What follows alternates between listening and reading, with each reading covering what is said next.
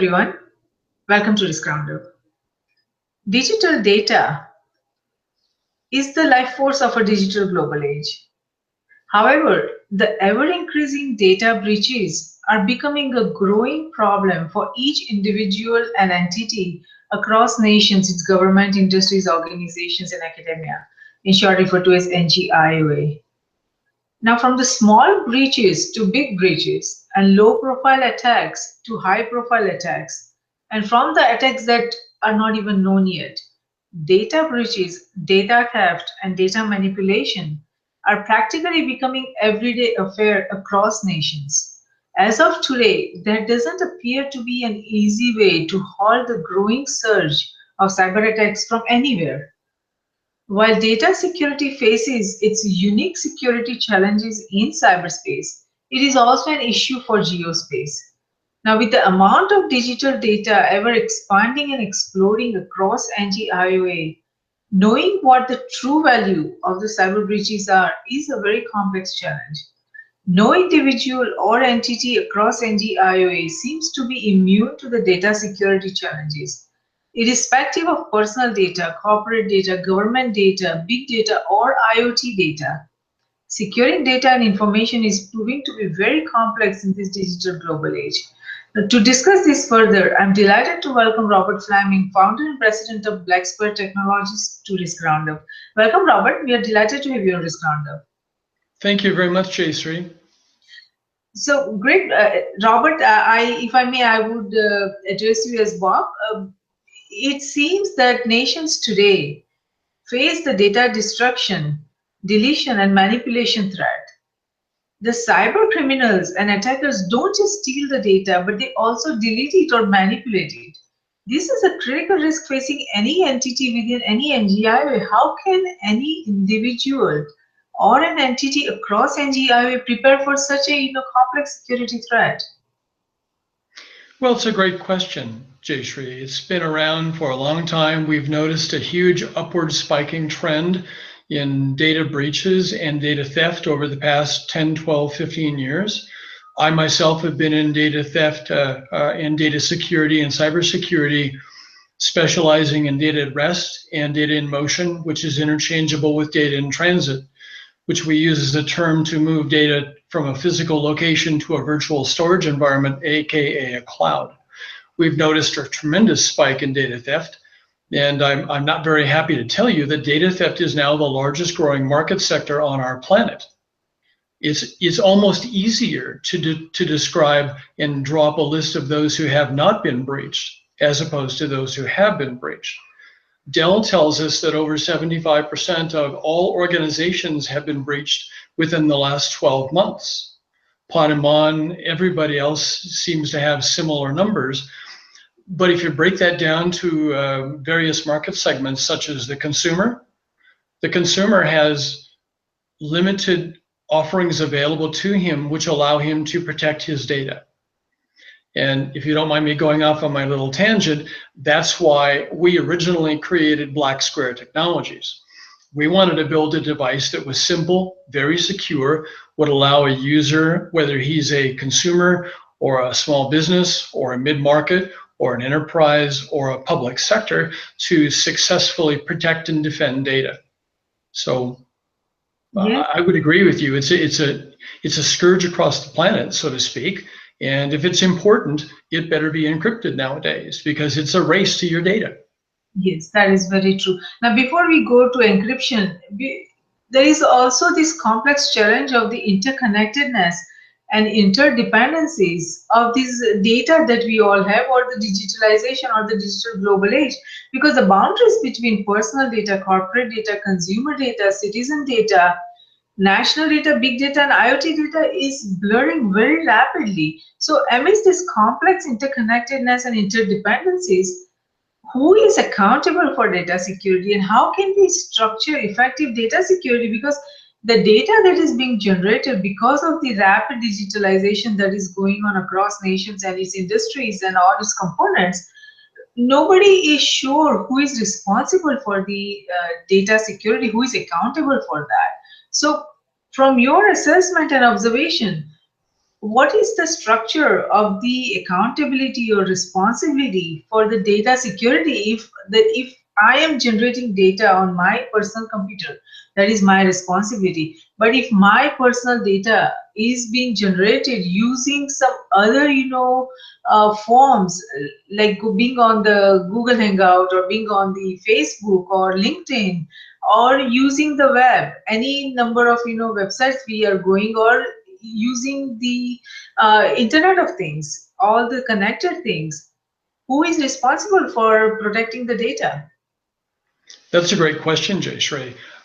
For example, in a Hangouts, it's unclear to me as to who's actually responsible for protecting the data, even though you've generated the data. Is Google responsible for that? In a way, it's almost like doubling back to the end user licensing agreement that we all agreed to accept from Microsoft or from Mac or from Google or Yahoo or any other major provider, because they're allowed to manage third-party data and agree to use it without supposedly selling it to generate advertising and develop behavioral characteristics to present advertising to us. So it's a very good question. I don't know the answer. Yes, I believe nobody has the answer yet because we don't have the clear definitions or clear separate responsibility or the structure by which we have clarity about who is responsible for securing what data. So that is a complex challenge at this point. Now, there are many who say that security will become the next big front of big data and IoT data, as we all expect, as security infrastructure will increasingly take on big data like attributes. However, there are also some that predicts that big data or IoT data technology in security context is likely to stay immature, expensive, and difficult to manage for most organizations, as it is complex to identify attack, security breach, or attack in progress. Do we have technology capability to identify data attacks or security breaches that are happening or that are in progress? Because if someone is attacking my mobile phone, or someone is, attacking my website, is there, at this point, probably from my understanding, there is no way to know that that security breach is ongoing. We come to know only afterwards. So what is there any development that is out there that lets organizations, entities, or individuals to know while the data security breach is happening? It's a great question. I don't know very many people who might know the answer. I'm not one of them. We've been involved in seeing, we've heard on the TV or the internet of all the various breaches going on, whether it's an enterprise company or even a public sector or an agency. And in the back of my mind and my colleagues, we're just beginning to wonder out loud what's going on here so that someone can peel back the onion from who knows how many different vectors, bad actors or good actors alike, and find their way into the treasure trove of data. And we could call that treasure trove right now, for lack of a better term, big data. So it's a monetization play. It's also a ransomware play. Yes. Yes, that's very true, very true. What are the global trends you see in data security? It's a good question. From my limited perspective, I see that the CISO is now absorbing a lot more responsibility than he had 10 years ago. If there was a CISO in the company at that time. It seems to me also that when approached with various opportunities or options for developing better security and stronger security, the CISO and his group are probably paying a little bit more attention and not interested in procrastinating as much to understand what the solution that's being provided or presented might look like and how it might benefit their company, regardless of cost or ROI or TCO.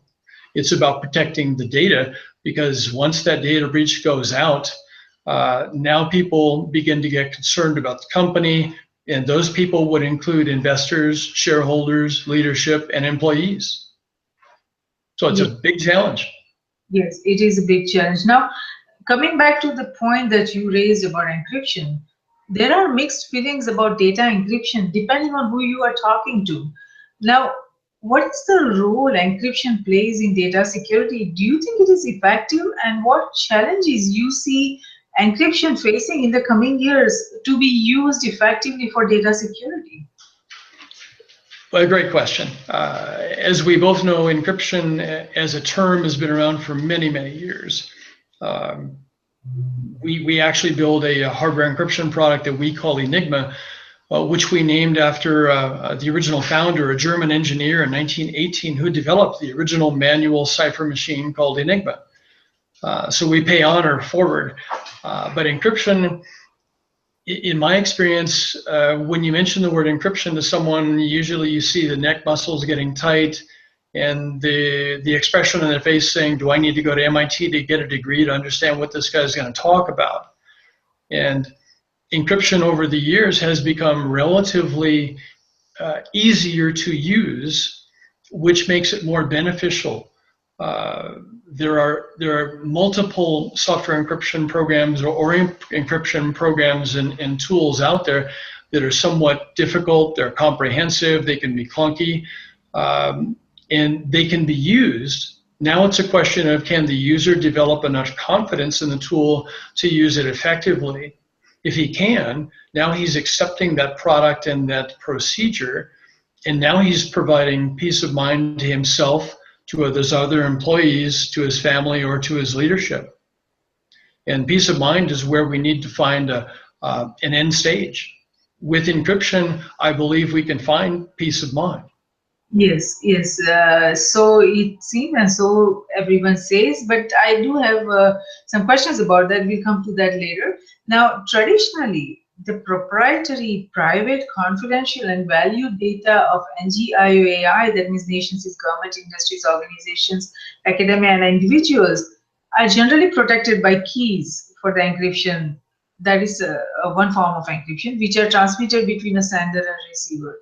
Now, these secret keys are generally protected by unproven mathematical assumptions, and it could be intercepted, it could be corrupted, and it could be exposed if a malicious hacker eavesdrop on these keys during transmission. Now, what are the specific technological and security problems with current encryption technology? Because encryption, from what I'm hearing, it is not 100% secure. That's an interesting discussion we could have.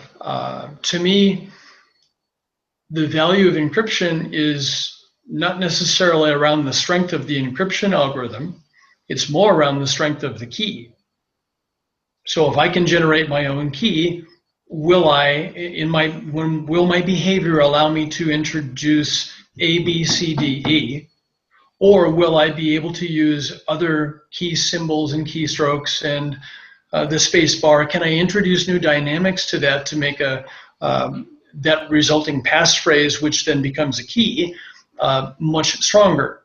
And at the same point in time, we'd like to understand the relationship between the key development and the level of resistance within the algorithm to prevent that key from being attacked. Does that help? Yeah, but see, there are reports that cryptographic researchers are working on methods to improve the security of software-based key exchange methods using what is known as post-quantum cryptography. Now, these methods that will likely continue to be effective after quantum computers are powerful enough to break existing key exchange methods. And a lot of people are saying that, we are almost close to the quantum era. So with the quantum era, the kind of technology that you're talking about, the keys and all that, that is not going to likely stay, effective in security, from security point of view.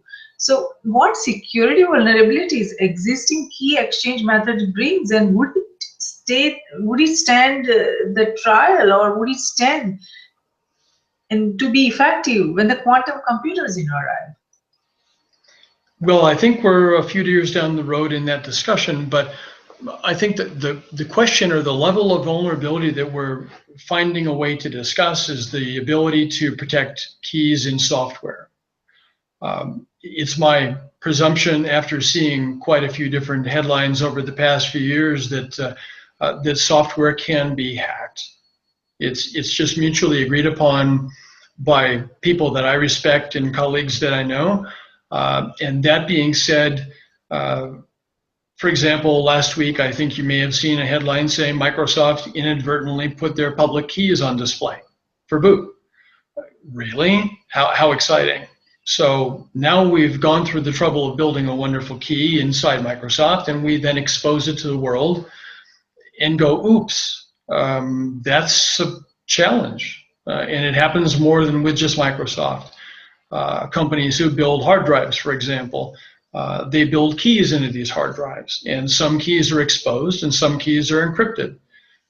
If I'm a bad guy, and I'm not a bad guy, if I were a hacker, I'd find a way to get access to those keys, and then I'd find folks that use those types of drives, and I'd be in. And I'd have an easier way in than by peeling back the onion and performing multiple level various threat attacks. Now it is said that the homomorphic encryption is a forward-looking cryptographic protocol. Now, as data and computation move to the cloud, fully homomorphic encryption would allow the data to be processed without ever having to give away access to it.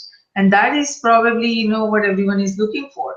It is said that cryptographers are still figuring out how to turn the ideas of homomorphic encryption into a practical reality. Can you share some information regarding the current state of homomorphic encryption and how close we are to having a commercial availability of this technology? Because with the cloud computing getting, very advanced and people are getting very excited about cloud computing, this kind of, encryption methodology would be a necessity, I would believe. Sure. So I might share a slightly different viewpoint of encryption in an IP and a transmission network environment than others, and that's that it may be marketed as being safe and secure, and I don't believe it. And I can point to a frontline article, a series of episodes that was published about 2 or 3 years ago called "The United States of Secrets." There's an episode 1 and an episode 2, and if the listening audience would take the time to go look at this information, they'll probably walk away with a slightly different viewpoint than when they started looking at those episodes.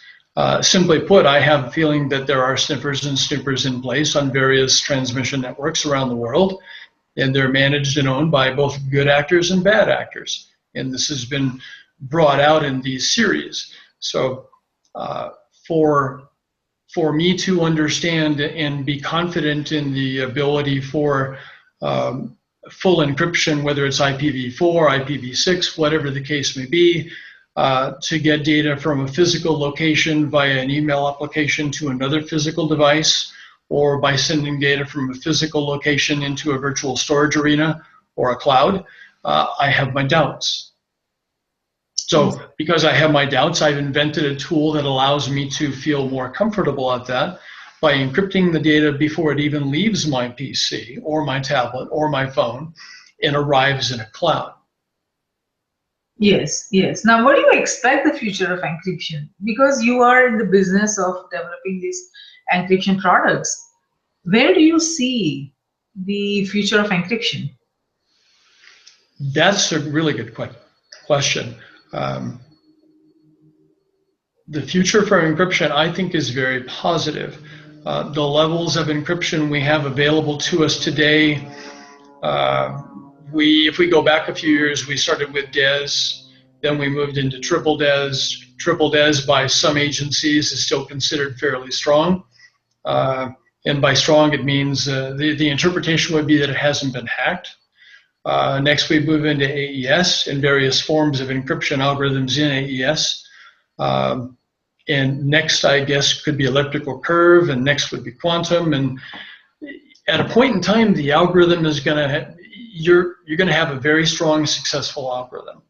The question is there another way around the algorithm? And the answer is always yes. As long as there's a human component, human behavior, and human interaction and human documentation, someone will find a way into the strongest encryption, not by cracking the encryption, but by cracking the the user ID, the code, the fingerprint, the whatever it might be. Yes, yes. Now let's talk about encryption, how encryption works with reference to security, which is the topic of today's dialogue. The key components related to encryption that security professionals need to understand include data at rest versus data in transit or algorithms and key management. Can you briefly explain these components for the benefit of the global viewers and listeners? Sure. So I can give it a shot. How's that? In the type of products we make hardware encryption key management tools.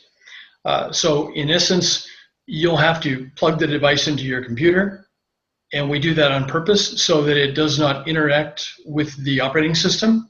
That way it's not vulnerable to the operating system's instructions headed downstream into the device, which could bring with it a malicious code or malware. We're not a fan of that because that ruins the opportunity. Now you'll have to authenticate to the device. You'll have to log in and create your own passphrase or a password. So I use those terms interchangeably. By creating a password and then clicking on the button that says make me a key, you don't know what that key looks like because there's a mathematical formula, it involves a SHA, it involves an IV, or in our case an initialization vector, and now we have a secret component that no one knows, no one has access to it, and it's buried inside a chip somewhere. So when we actually log into our device with our product, we log in using ABCDE, which then generates that secret key, and if the secret key is compatible, then you have connection. If it's not compatible, you'll have to unplug the device because we disable the execute file opportunities in the application, so you get one chance to do it correctly. And maybe here's a good point for me to try and jump in. In the days when people were inventing the internet, there were a list of priorities that were laid out for Vince Cerf and his team and other folks. And at the top of the list usually was ease of use, speed, convenience. No mention in any of those three major priorities of anything called security. So again, my humble opinion is that we now have ease of use, we have speed, we have convenience, we have access. Where's the security? So the security got dropped out, so to speak, or maybe it's on a lower level that users or consumers like myself don't get to see. It's not transparent to us. So because of that, we can assign ourselves lots of other opportunities and create those opportunities as we go and build an action item list. I'd like to look into the behavior characteristics of that person over there or that company and see if it's necessary. Do I really need that information to hack into their network? Can I go in through a Cisco router? Can I go in through a Juniper firewall? Can I get there somehow because there's a weakness in the software and the code? And the answers so far that we've been hearing are, yes, these are possibilities. Yes, yes, that is very true. Now, going further, it seems that organizations can choose to encrypt data either at application level, database level, storage level, or network level. What would be the ideal way or approach to encrypt? Because from my understanding, I would say that if we secure the network, then it would become much easier from security perspective.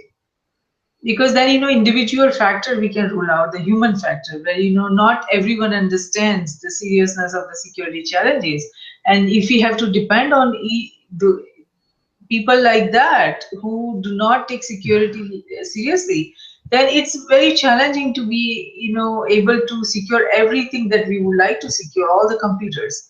But if we develop security at the network level, then it's much easier, then everybody gets protected. But it seems that is not what people are looking for, or that's not where the developments are happening. Well, and to a certain degree, hopefully it's related, but there are users in large organizations and public sector, nations, whatever the case may be, that some folks just resist the order or the request from leadership saying, we want you to use the following process, and that includes encrypting data. And when you move it to your hard drive or your thumb drive, and you're going to move it to another computer, that it must be encrypted. And believe it or not, some people still say not only no, but heck no, I don't want to do that. It's too much time, it's too much effort, it's inconvenient. And you get to hear the gamut. I'm sure you've heard this from many different friends, colleagues, and customers. They just don't feel that they're in the line of sight. And by not feeling like you're in the line of sight, well, maybe I can just hope and pray and no one will mess with me. Well, I did some study a while back, and we found out that about 84% of America that are capable of buying a product or using a product believe that hope and pray seems to work pretty well for them so far. They don't quite have knowledge of, nor do they understand the fact that there's a data fact that was released last year that says 80% or more of all Social Security numbers have been hacked. Here's the key phrase, more than once. So for me, again, I'm back on my little soapbox here saying it's really a race. Whether it's a nation or an environment or a public sector or a private person or a small business or IBM, someone's probably out there looking to find a way in so they can monitor and then monetize your data. If they can do those things and they have access, they might even throw an additional monkey wrench in the works called ransomware, whereby ransomware is sort of described as I can gain access to your data and I'm going to choose to encrypt it all with an encryption key that you don't know. I'll then send you a nice message saying, dear Jayshree, I've just encrypted all of your data. Sorry about that, but I need the money. I'm in Ukraine and I got to buy a new house. And I would like 100,000 Bitcoins in exchange for your money, for your files. I'll be more than happy to return. I'll give you the key.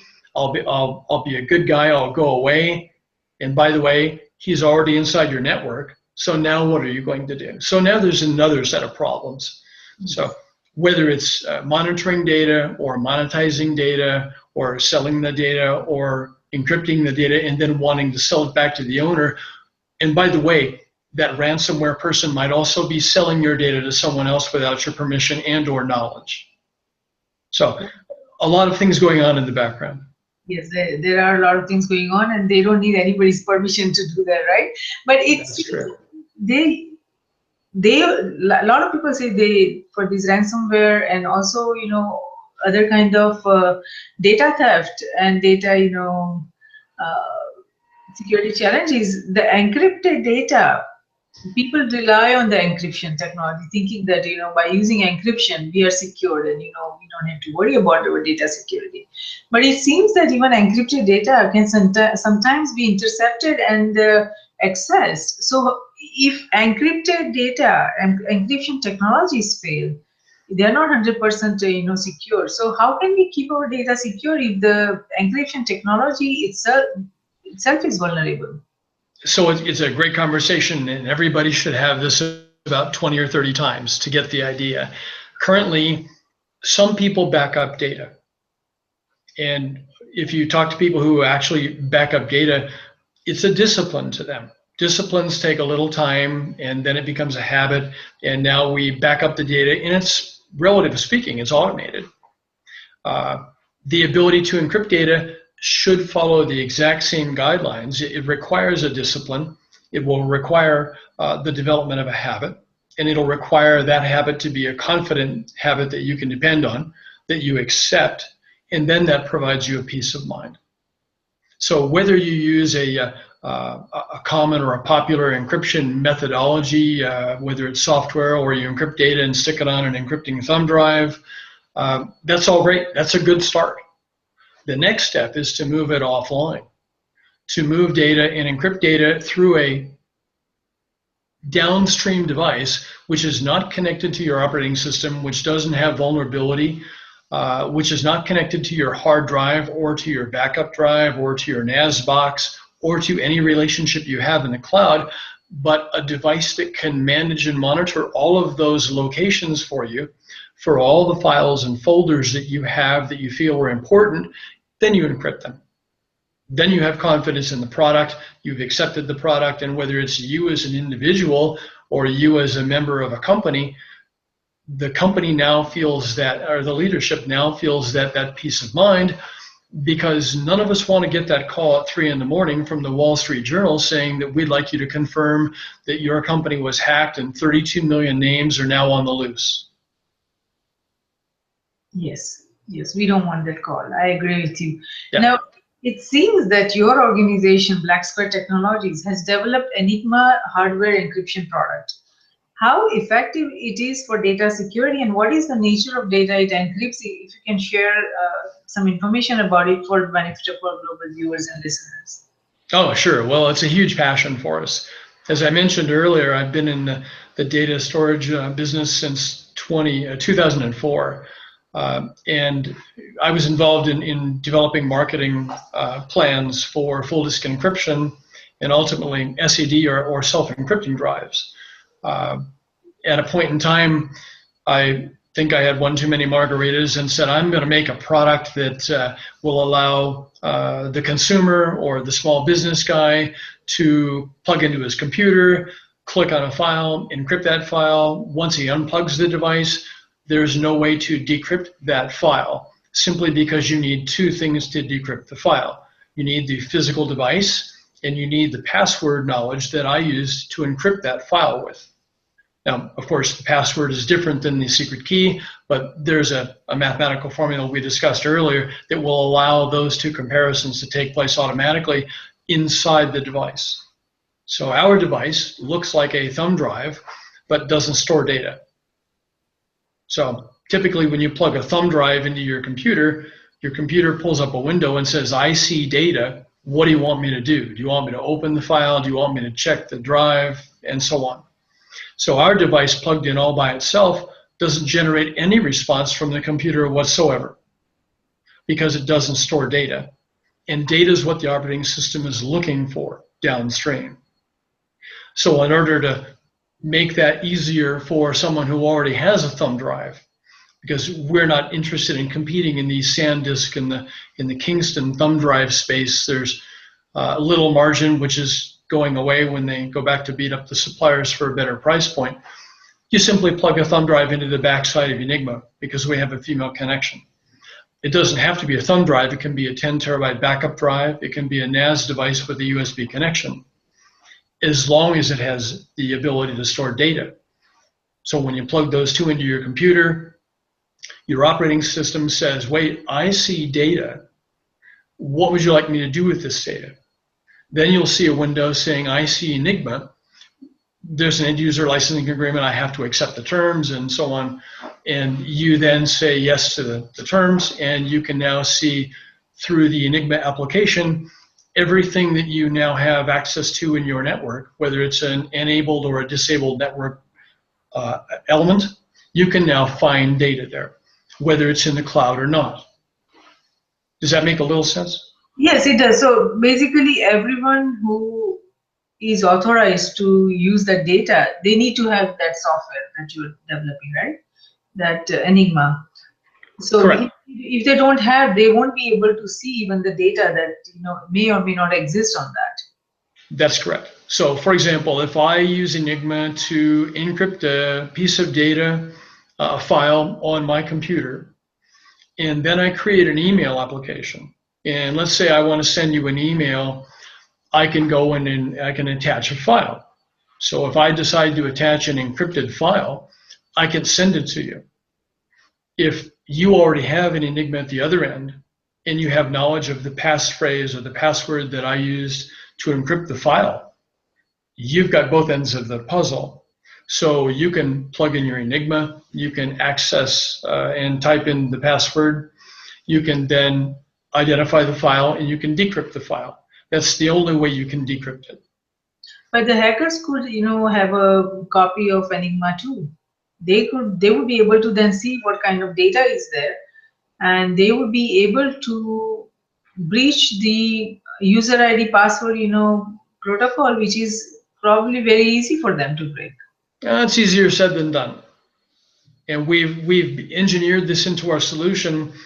I mentioned earlier that that with Enigma, you get one chance to type in the correct passphrase. If it's not the correct passphrase, you have to unplug because we're going to disable the execute functions and applications. So you get one chance to do a brute force attack every time. Yes. Bruce Schneier and I figured out that it would take something like 31 people doing 50 of these every minute, 31 consecutive lifetimes to crack, to get a probability of less than 0.000251. So the probability of, if I send you an encrypted file and you go to the store and buy an Enigma and use the passphrase that I've generated, you'll be able to open the document. If I send it to you and you have an Enigma, but you don't know the passphrase, imagine your level of frustration when you try and open it and are unsuccessful 1,000 times in a row. So after a while, our hope is that when we encrypt a file, you'll see an icon that's different than all other icons on the screen. So we take a PowerPoint or a PDF or whatever the file is and use our BlackSquare icon, as you can see behind me. The hope is that when someone sees that icon, they're going to go, oh, shucks, that's encrypted data. I got to go somewhere else because I can't even open that, much less monetize it. So if we can, and that's our own special way of delivering the message to the bad guy saying, sorry, I think you're out of luck here. I understand that. So now if let's say, people using cloud services or entities using cloud services, how would the data encryption would occur using the Enigma while maintaining required functionality within the cloud services? So let me make sure I understand your question. Let me try an example. Let's say I'm going to send data from my computer to the cloud, whatever that cloud happens to be. And to me, the cloud is only valuable in the form of the ability to synchronize data from one point to the other point. So that's how I look at the cloud. Whether it's a cloud or a server, it's about the same to me. So if I'm going to actually move data from my physical computer into my cloud, that's nothing more than opening Explorer and dragging and dropping files. So if I can drag and drop files that are encrypted before I encrypt the files, then open Explorer, then drag and drop those encrypted files from my C drive, for example, to my Dropbox, for example, that data arrives encrypted using a hardware wrapper that we've developed. We're not looking forward to or counting on the internet transmission or mechanisms that are out there in IP to protect the data. We're doing it ourselves. Now, they may be very strong at encrypting data and providing that Teflon tube inside that transmission network, but I'd prefer to be able to encrypt the data myself, move it to a location that I know what's going to be, and when it arrives with a hardware encryption wrapper on it. The reason I like this is because as a regular person, I'll send my data to my tax guy. I'll send my divorce decree to my attorney.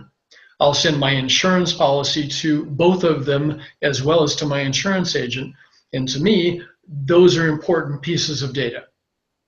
To me, if it's important, it needs to be encrypted. Yes. And I hope that holds true for everybody.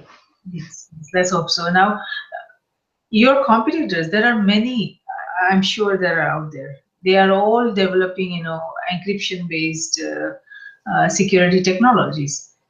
Can you give some background and examples of who are your competitors and how does your product, stand out compared to the rest that is out there in the market? I can give it a try. So first and foremost, if we go back to that onion ring discussion I made earlier, inside the onion ring, if you can peel back all the layers, you can find that eggshell with all the valuable data. The area that Enigma plays or provides value is within that egg of valuable data, because we feel it should be encrypted, whether it's dynamic or standalone or data at rest, because that's the value proposition for what we do. We serve as a complementary and strengthening feature for all of those tools, including software encryption and identity access management and so on, that are above our layer. We're low-level IT hardware encryption. We encrypt the important data so that when someone does break through, it's no longer if, it's now about when someone does create a vector and is successful and attacks your network and gets in somehow, they're going to find encrypted data using a hardware tool. That's our value proposition as we see it. So on the outside looking in, one of those rings on the outside or one of those layers of the onion could be very strong software encryption programs. But as time goes on, those software encryption programs will become more and more vulnerable. There's also things out there called routers and firewalls. And if we read a lot like we think we do, we've learned along the way that some of those boxes aren't very secure. Some of them you can drive trucks through. Some of them have what we might call deficiencies in software code. And that brings me back to the original discussion earlier, and that's that it's really difficult for anyone to write perfect software code that's not vulnerable to attack. So all that being said, we tend to look at what we do is we're trying to complement and strengthen the overall security and solution that that company or that nation has. We want to make it stronger, not weaker. Yes, yes, absolutely. Now, it seems that there is a growing trend of this so-called third-party hacks where data breaches that focus on one organization or one entity or one service solely for the purpose of obtaining data or access to a much more important target. How can encryption technologies be used to address and manage such data security threats? Well, it's a really interesting question. I was involved in a couple of discussions about a month ago on power grids, and power grids are, depending on who you listen to, their old technology. They're struggling to keep up, and it's not a rumor anymore. The folks on the outside, the bad actors, they're intelligent people. They have high horsepower machinery, and they think very clearly, because they have an objective, and that's to manage your network or your grid for you, so that when they put that ransomware out there, if you don't respond with what they want in kind, they have the ability to bring down a portion or all of that network. And that's pretty scary. Having the ability to bring down just 10 blocks in New York City is scary enough. Having the ability to reroute electricity into areas that have too much electricity and cause an explosion is even worse. And of course, downstream, when you talk 4G and 5G, we're talking about those cars that drive themselves, and it's already been very clear to me that, excuse me, almost every major car company's software has been hacked to bits. Yes, that is true. That is very true. And I don't mean to be a fearmonger. I'm not a fearmonger. I'm a passionate guy, and I think there's a great opportunity to protect your data in some way, shape, or form from the bad guys for a period of time. But make no mistake, they're smart people. They'll find a way. So we have to continue improving our product so that they have to continue evolving their product. Yes, very true, very true. We have to be proactive, and we have to keep security in mind and not just functionality. We have to focus on security. Now, there are many who say that enterprises should be focusing on mobile data management rather than mobile device management, because there is a lot, if you see, much more use of mobile is happening, across nations, individuals and entities, everything is going towards mobile. So how could encryption technologies be effectively used for mobile data security? Another great question. And this is another topic of conversation all over our area here in Colorado. The way we answer that type of a question, or the way we look at the opportunity to build a better racehorse, is to take the technology we've built and reduce it in size and make it available for the iPhone classification as well as the Android classification of phones, because you're absolutely right. The take rate and the use rate for mobile phones and tablets is upwards of 4 billion users today. And if we start talking about the Internet of Things, I think they say our homes are going to move from 10 or 20 things currently to about 500 to 1,000 things in 5 years. Everything will be managed by IoT. Everything will be managed and probably distributed via a phone and or a tablet. So the question is, how do we create an intersection between notebooks, PCs, servers, and also with the mobile technologies?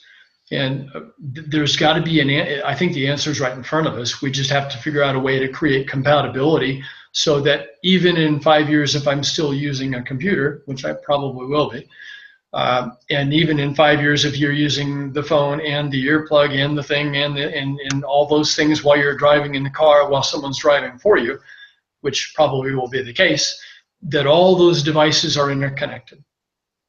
And I just don't know if that standard has been presented yet, much less approved. Yes. Now, what would you tell all the decision makers across NGIA as to how to approach the data security?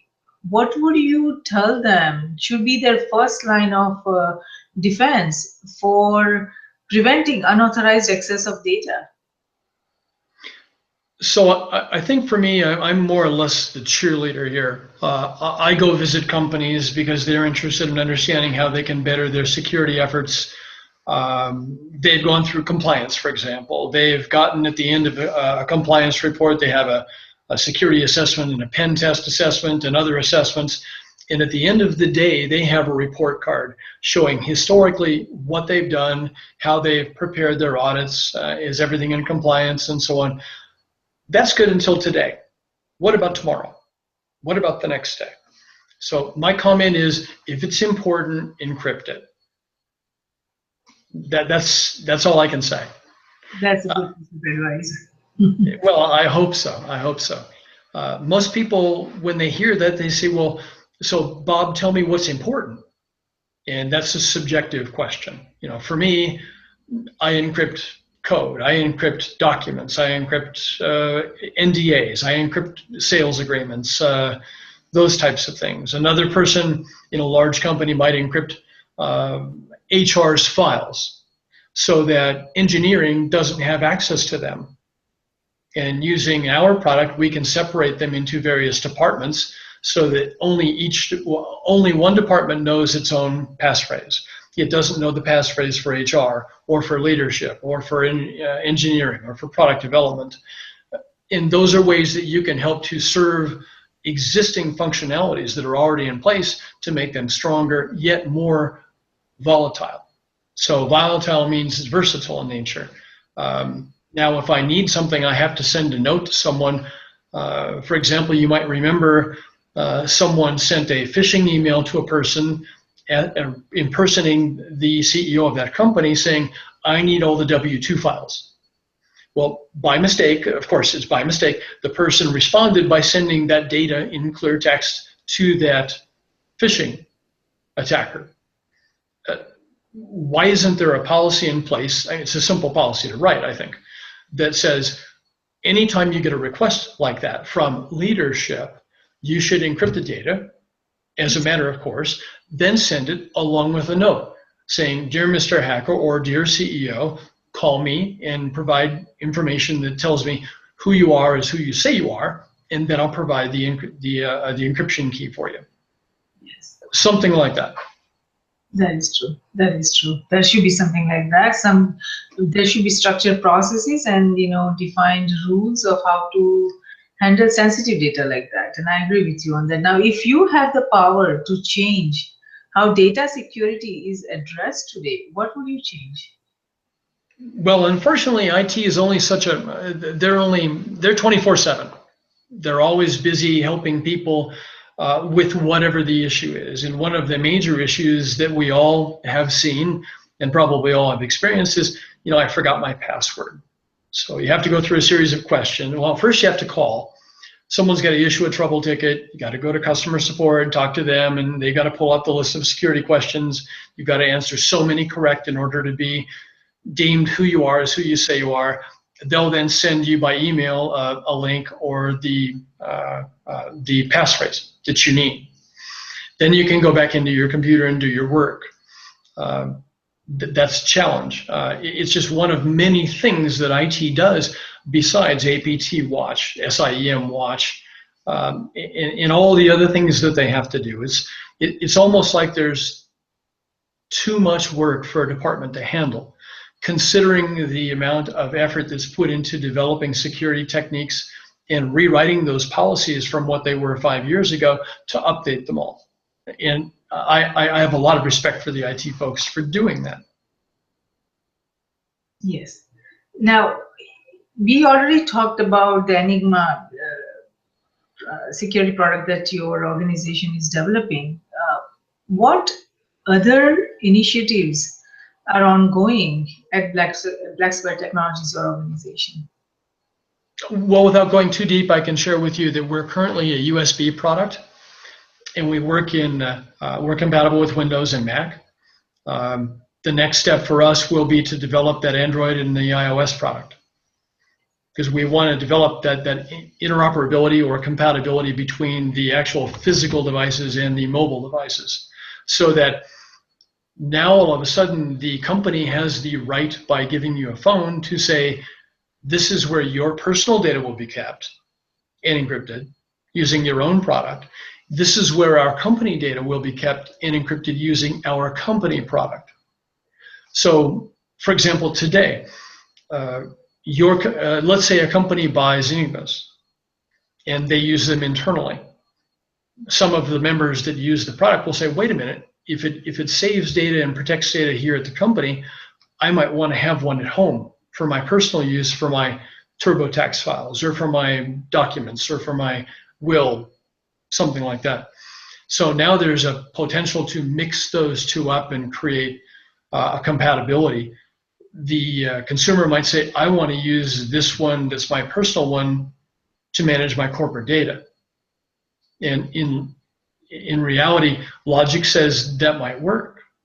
But companies will come back and they say, no, we don't want to go down that path. We want an incompatibility developed between our product and any other Enigma product that's out there.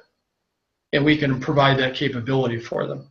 So, for example, if IBM bought 5 units, they can only be used in IBM machines. They can't be used in a home machine because they'll be declared incompatible. Does that make some sense? Yes, absolutely. Robert, I think the information that you shared about data security, especially the role encryption technology and encryption technology-based products like what your organization is developing, how it could secure the data security, that I think it would be very useful for the benefit of our global viewers and listeners. I'm sure what you said today is going to help our viewers and listeners tremendously, and I thank you so much for your time to participate in this roundup. I know you are a busy man and you took out time to participate in this roundup and share your insight, your views, and understanding about where the encryption technology could and how it could play an important role in data security. So I appreciate that and I thank you for that. Oh, you're more than welcome, and it's my honor and privilege to be a part of Risk Roundup and visiting with you, Jayshree. Wonderful, Robert. Likewise, and thank you so much again for participating in this roundup. Now, data security is a complex challenge. With new security threats appearing at a rapidly increasing pace, each individual and entity across NGIOA is facing very complex data security risks. While there is an ongoing effort to secure data, it is important to evaluate if we have the right approach to data security and whether we have effective framework that would allow us to effectively manage data security risk, or whether we have the right tools, right technology, and right processes to achieve the data security. Risk Group Cybersecurity Risk Research Center and Strategic Security Risk Research Center are created for this very reason, to identify, evaluate, and manage the risk facing NGIOA in CGS, that means nations, its government, industries, organizations, and academia, in cyberspace, geospace, and space. We at Risk Group believe that risk management, security, and peace walk together hand in hand. Though security is related to management of threats and peace to the management of conflict, risk management is related to management of security vulnerabilities. as well as management of conflict. And it is not possible to conceive any one of the three without the existence of the other two. All three concepts feed into each other. We believe that the security we build for ourselves is precarious and uncertain until it is secure for everyone across nations. Tradition becomes our security, so if we build a culture of managing risk effectively, it will lead us to security, and security will lead us to peace. Let's manage the existing and emerging risks together. For more information on the Risk Roundups, to watch the Risk Roundup videos, or to hear the Risk Roundup podcast, please go to riskgroupllc.com. And do not forget to subscribe and share. Until next time, I'm Jayashree Pandya, host of Risk Roundup, signing off. See you next time. Thank you.